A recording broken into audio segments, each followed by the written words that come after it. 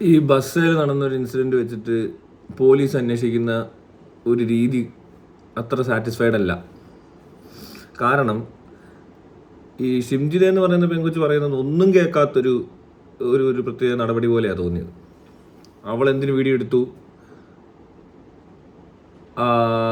അതുപോലെ തന്നെ ഈ വീഡിയോ വിഷ്വൽ കണ്ടിട്ട് എന്തുകൊണ്ട് അവർക്കത് മനസ്സിലാവുന്നില്ല, വൈറലാവാൻ ചെയ്തതാണ് എന്ന് പറയുന്ന രീതിയിൽ മാത്രം, അല്ലെ മനഃപൂർവ്വം അയാളെ കൊല്ലാനുള്ള ഉദ്ദേശത്തിൽ ആത്മഹത്യ പ്രേരണ എന്ന രീതിയിൽ മാത്രം ഇങ്ങനെ കാണുന്നത് എന്താ?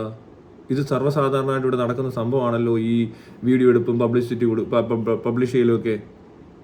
പിന്നെ ഇതിനു മുമ്പ് ആ പെൺകൊച്ച് പറഞ്ഞതുപോലെ വേറൊരു പെൺകുട്ടിയുടെ ശരീരഭാഗത്ത് ഇയാൾ സ്പർശിക്കുന്നത് കണ്ടപ്പോൾ ആ പെൺകുട്ടിക്ക് എന്തോ ഡിസ്കംഫേർട്ട് ഉണ്ടായത് കൊണ്ടാണ് ഈ ഷിംജിത വീഡിയോ എടുത്തതെന്ന് പറഞ്ഞിട്ട് ആ പെൺകുട്ടിയുടെ ഒരു ചോദ്യം പോലും ചോദിക്കാത്തത് എന്താണ് പോലീസ്? ഇവൾ വൈറലാവാൻ എടുത്തതല്ലെന്നെങ്കിലും ഒന്ന് മനസ്സിലാക്കാൻ പറ്റത്തില്ലേ? പിന്നെ ഒരാളൊരു വീഡിയോ എടുത്ത് അപ്ലോഡ് ചെയ്തത് കൊണ്ട് മറ്റൊരാൾ ആത്മഹത്യ ചെയ്യുമോ? അങ്ങനെ ഉണ്ടെങ്കിൽ എന്തെങ്കിലും ഒരു സൈക്യാട്രിസ്റ്റിൻ്റെ റെക്കമെൻഡേഷൻ നമുക്ക്, അല്ല സൈക്യാട്രിസ്റ്റിൻ്റെ കമൻറ്റ്സ് നമ്മൾ കേൾക്കേണ്ടി വരും. ഇതുവരെ ഒരു മീഡിയയും ഒരിടത്തും ഒരു സൈക്യാട്രിസ്റ്റിൻ്റെ കമൻറ്റ് ഞാൻ കേട്ടില്ല. ഒരു സൈക്കോളജിസ്റ്റെങ്കിലും കമൻറ്റ് പറയുകയാണ് നല്ലത്. പിന്നെ വേറൊരു പ്രധാന സാധനമുണ്ട്. ഈ ബസ്സിലൊക്കെ കയറിയിരുന്ന് പെൺകുട്ടികളെ ഇങ്ങനെ സ്പർശിക്കുന്നവരുടെയോ അല്ലെ അനുവാദമില്ലാതെ എന്തെങ്കിലും ചെയ്യുന്നവരെയോ സാമാനം എടുത്ത് കാണിക്കുന്നവരുടെയൊക്കെ കയ്യിലൊരു ബാഗ് കാണും. സ്ഥിരം കാഴ്ചയാണിത്. ഈ ബാഗ്, ഈ മരിച്ചു അയാളുടെ ബാഗിനകത്ത് എന്താണെന്ന് പോലീസ് അന്വേഷിച്ചു. അയാളുടെ ബാഗിനുള്ളിൽ എന്താണ്? എന്തിനാണ് ഇയാൾ ഈ ബാഗ് കൊണ്ട് നടക്കുന്നത്? അപ്പോൾ അങ്ങനെ ഒരു സംഭവം വീഡിയോ എടുത്തു. ഇവിടെ സർവ്വസാധാരണമായിട്ട് നടക്കുന്നത് പോലെ തന്നെ മാത്രമേ ഷിംജിത ചെയ്തിട്ടുള്ളൂ, കൂടുതൽ എക്സ്ട്രാ ഒന്നും ചെയ്തിട്ടില്ല. അങ്ങനെയുള്ളൊരു വീഡിയോ എടുത്തിട്ട് എല്ലാവരും അടുത്തിരുന്ന് ആരെങ്കിലും ഞെക്കുവോ തട്ടുവോ മുട്ടുവോ ചെയ്ത് കഴിഞ്ഞാൽ വീഡിയോ എടുത്ത് പബ്ലിഷ് ചെയ്യലാണ് ഇവിടെ പരിപാടി. ഇത്രയും നാൾ പബ്ലിഷ് ചെയ്തിട്ട് പോലീസ് അതിങ്ങനെ ചെയ്യരുതെന്നോ അല്ലെ ഇന്ന നമ്പറിൽ വിളിക്കാനേ പാടുള്ളൂ, ഇവർ മരിക്കാൻ സാധ്യതയുണ്ട് എന്ന് ഒരു ആൻറ്റിസിപ്പേഷൻ കോർട്ടിനോ പോലീസിനോ മീഡിയയ്ക്കോ ഇവിടുത്തെ പൊതുജനത്തിനോ ഇല്ലാത്തതാണ്. ഒരിക്കലും അങ്ങനെ ചിന്തിച്ചിട്ടില്ല ഇവരാരും. ഒരു ഒരു ഒരു കമൻറ്റ് പോലും ഇല്ലാത്തടത്ത് സർവ്വസാധാരണമായിട്ട് ചെയ്യുന്ന കാര്യം മാത്രമേ ഷിംജി ചെയ്തിട്ടുള്ളൂ. അല്ലാതെ അതിനകത്ത് ആത്മഹത്യ പ്രേരണ ഒന്നും ഉള്ളതായിട്ട് എനിക്ക് തോന്നുന്നില്ല. അങ്ങനെയാണെങ്കിൽ ഇതിനു മുമ്പുള്ളവരെല്ലാവരും ആത്മഹത്യയ്ക്ക് പ്രേരിപ്പിച്ചിട്ടുണ്ട്. അവർ ആത്മഹത്യ ചെയ്തില്ല എന്നതുകൊണ്ട് മാത്രം ഇത് കുറ്റമല്ലാണ്ടാവുമോ? ആത്മഹത്യ പ്രേരണ നിരന്തരം ചെയ്തുകൊണ്ടിരുന്നിട്ട് ആരും ആത്മഹത്യ ചെയ്തില്ല, പക്ഷെ ഒരാൾ ആത്മഹത്യ ചെയ്തു. അങ്ങനെ ചെയ്യുമ്പോൾ ആത്മഹത്യ പ്രേരണ കുറ്റം മറ്റവരുടെ എല്ലാവരുടെയും ഇതേപോലെ തന്നെ വീഡിയോ ഇട്ടവർക്കെല്ലാം ഇല്ലേ? ഇപ്പം ഈ പറഞ്ഞ ആളുകളെല്ലാം കൂടെ ഷിംജിതയെ കൊലയാളി എന്ന് വിളിക്കുമ്പോൾ, ഈ പോലീസ് അറസ്റ്റ് ചെയ്യുമ്പോൾ അയാൾക്ക് പൂർണ്ണ ബോധ്യമുള്ളപ്പോൾ അയാളും ആത്മഹത്യ ചെയ്യാൻ സാധ്യതയില്ലേ? ഒരു ചെയ്യാത്ത കുറ്റത്തിന് ഇത്രയേറെ ശിക്ഷിക്കപ്പെടുന്ന ഒരാളുടെ മനോവികാരം ആർക്കും മനസ്സിലാവത്തില്ലേ? എന്നാൽ ഈ പറയുന്ന ദീപക്ക് കുറ്റം ചെയ്തു അല്ലെ തെറ്റ് ചെയ്തെന്നുള്ളൊരു ബോധ്യം കൊണ്ടാണ് അയാൾ ആത്മഹത്യ ചെയ്തെങ്കിലോ?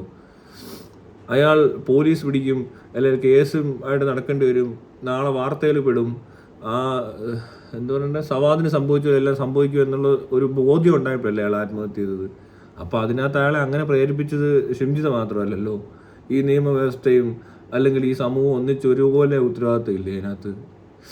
ഈ സൈബർ അറ്റാക്കും നാളെ തെരുവിടിയും കുടുംബത്തിനെ മൊത്തം നാറ്റിക്കും എന്നുള്ളൊരു പേടിയുള്ളത് കൊണ്ടല്ലേ. അല്ലാതെ ഒരു വീഡിയോ എടുത്തിട്ട് എല്ലാവരും പറയാം സൂപ്പർ നല്ലതാണ് എന്ന് പറഞ്ഞാൽ ആരെല്ലാം ആത്മഹത്യ ചെയ്യുമോ? അപ്പോൾ ഈ കാണിച്ചതിനകത്ത് എന്തോ കുഴപ്പമുണ്ടെന്ന് അയാൾക്കറിയാം. അയാൾ തട്ടിയിട്ടുണ്ട്. ഒന്നല്ല രണ്ട് പെണ്ണുങ്ങളെ അതേ ബസ്സിൽ ആ ഒരു വീഡിയോയിൽ തന്നെ കാണിക്കുന്നുണ്ട് ആ പെണ്ണ് തട്ടുന്നതായിട്ട്. അയാൾ ആ ബാഗ് പൊക്കി. ഈ ബാഗ് പൊക്കുമ്പോൾ ഇങ്ങനെ പൊക്കുന്ന ബാഗിന് കൈ ഇവിടെ പോകുന്നെന്ന്. ഇങ്ങനെയാണോ പൊക്കുന്നത്? ഇങ്ങനെ പൊക്കാൻ പറ്റത്തില്ല. അതും പൊക്കി പിടിച്ചുകൊണ്ട് ഇങ്ങനെ നിൽക്കുന്ന എങ്ങനത്തെ, ഇങ്ങനെ നിന്നാൽ എന്ത് ബുദ്ധിമുട്ടായിരിക്കും. അത് കൈ ഇവിടെ വെച്ചുകൊണ്ട് ഒരു വെയിറ്റ്, ആ ബാഗിന് എന്തൊരു വെയിറ്റ് ഉണ്ടെന്ന് ചെക്ക് ചെയ്യണം. അയാളുടെ ബാഗിനകത്ത് എന്താ ഇത് ചുമ്മാ അങ്ങ് ഒരാളെ പിടിച്ച് കുറ്റക്കാരിയാക്കി തൊപ്പിയെ വളയെന്ന് പറഞ്ഞപ്പോൾ കതക് ചവിട്ടിപ്പൊളിച്ച് അറസ്റ്റ് ചെയ്തതിനെ പോലെ തന്നെ വേറൊരു തരം പോലീസിൻ്റെ കണ്ണിപ്പൊടിയിടൽ പരിപാടി നടന്നേക്കുന്നത്.